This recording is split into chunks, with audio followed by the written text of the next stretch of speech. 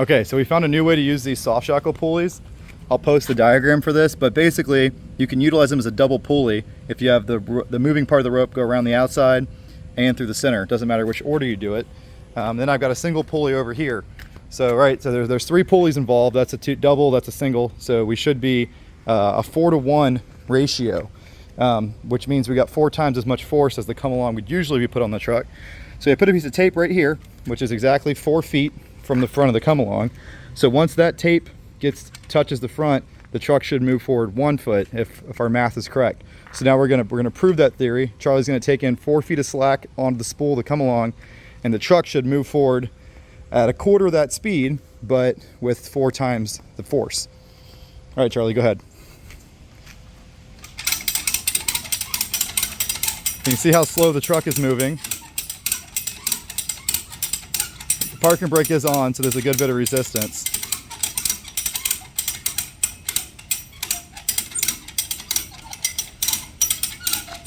All right, so you can see the truck's moved forward almost a foot.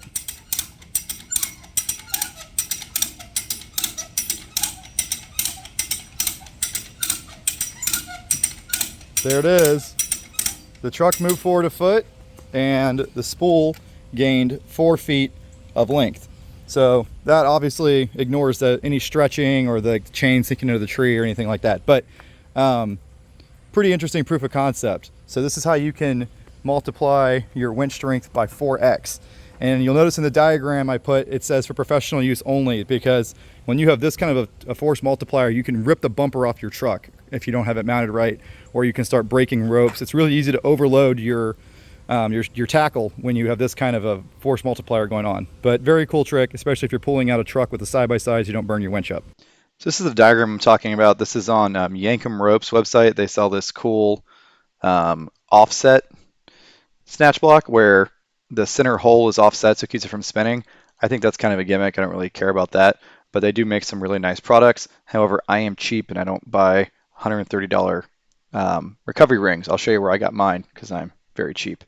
But anyways, they have this cool diagram on here that shows you some cool ways to use soft shackle, low friction ring type pulleys very conveniently. So usually to get a 3-to-1 or 4-to-1, you end up having a lot of different extensions and shackles, and it gets really complicated.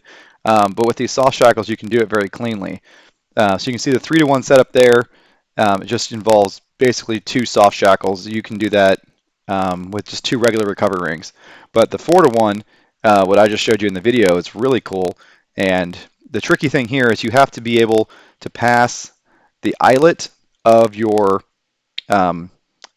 synthetic rope. This only works with synthetic rope, by the way. You can't use cable through the center of your ring. So you can't have a hook on there or too bulky of a knot. So it behooves you to have a recovery ring with a big center. So I actually just ordered some more on Amazon because I wanted to be able to have a couple more in the truck. So I got some bigger ones. If I can find my orders, I'll show you which ones I got. I got these. Really cheap soft shackle and a recovery ring for $25.99. And the reason I got them is because they have a big inner dimension. Let me click here. You can see that they're, this is zoomed in kind of weird. Let me zoom out. They're basically almost 2 inches. 4 inches outer diameter, and this center hole's 2 inches. And they're pretty beefy. So I think that'll work nicely. If I go back to this website though, they've got a couple of good diagrams in here showing how they set theirs up, with some good notes over here about safety and how you should do it. So check them out at Yankum Ropes if you're trying to figure out how I figured out how to do this. You can use soft shackles a lot of different ways, obviously.